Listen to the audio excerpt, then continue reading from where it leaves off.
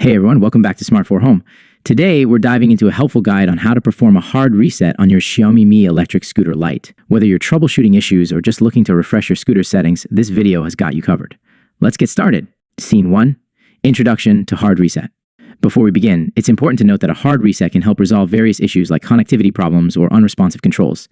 It's a handy tool in your scooter maintenance toolkit. Scene 2. Steps to perform hard reset.